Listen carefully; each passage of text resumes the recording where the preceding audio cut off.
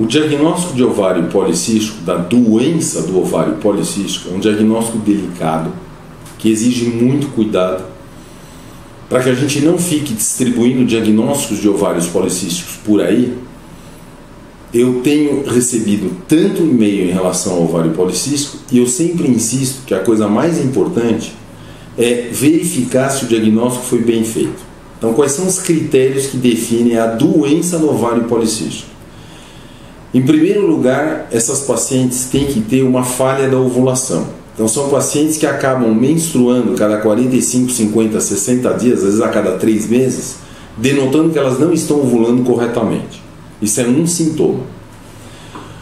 Uma outra coisa bastante característica é que tem que haver um aumento de hormônio masculino, que vai levar basicamente a 2 sintomas: acne, essas pacientes têm um pouco mais de acne, e o aumento de pelos do tipo masculino, um pelo duro, localizado em áreas que normalmente não há pelo na mulher: face, bigode, tórax e abdômen.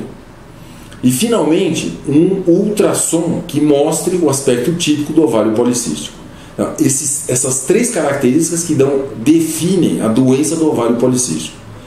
Ao mesmo tempo, a gente nunca pode esquecer que essas pacientes que têm esses 3 critérios ainda precisam ter certeza, a partir de outros exames, que não há outra causa para a produção dos hormônios masculinos, para esse excesso de hormônios masculinos. Porque se houver, não é ovário policístico também. E essas pacientes precisam lembrar que apenas o ultrassom de ovário policístico não significa que a paciente tenha a doença do ovário policístico.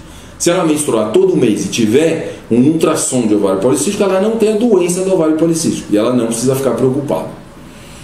Essas pacientes também frequentemente apresentam um excesso de peso. Então, basicamente, são pacientes que têm excesso de pelos e do tipo masculino, acne, uma menstruação muito afastada uma da outra, atraso menstrual, uma irregularidade menstrual muito grande, associados a esse aumento de peso. Então, esse é o aspecto típico do ovário policístico. Quando há um ultrassom mostrando o ovário policístico e a paciente tem essas características clínicas, então provavelmente ela tem a doença do ovário policístico. Ela só não pode esquecer que ela ainda vai precisar fazer outros testes para ter certeza que não há outras doenças justificando o excesso de hormônio masculino.